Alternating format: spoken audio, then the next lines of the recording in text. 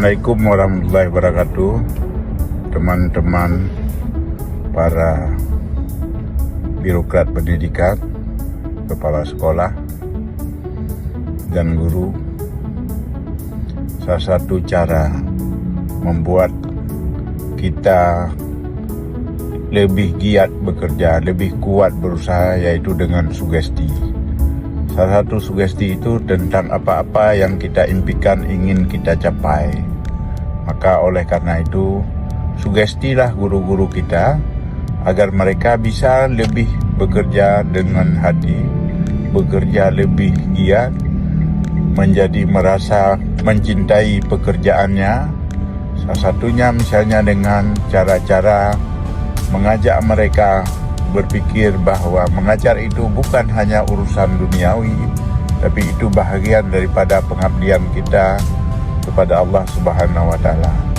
Karena ada dua hal yang paling pokok dari sikap dan dari tugas mengajar kita. Yang pertama, mengajar itu memang sesuatu yang memang anjuran, tapi ada dua hal di baliknya itu. Yang pertama adalah bahwa jika seseorang telah mati, salah satu hal yang akan menjadi amaliyahnya yang tak pernah putus adalah ilmu yang bermanfaat.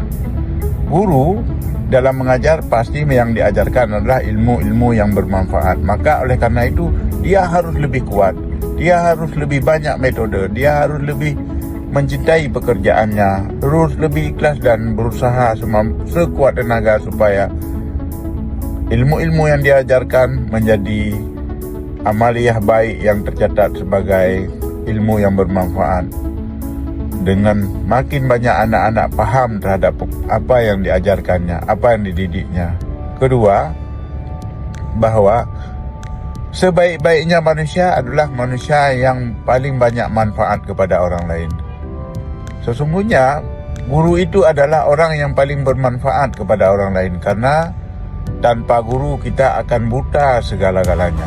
Tanpa guru kita dunia ini akan menjadi gelap. Maka oleh karena itu pasti seorang itu adalah orang yang berguna bagi orang lain, bermanfaat yang banyak bagi orang lain. Dan yang pasti apa yang guru lakukan adalah amaliyah dunia yang tak akan putus walaupun beliau telah tiada, dengan ilmu yang bermanfaat yang beliau berikan. Terima kasih. Assalamualaikum warahmatullahi wabarakatuh.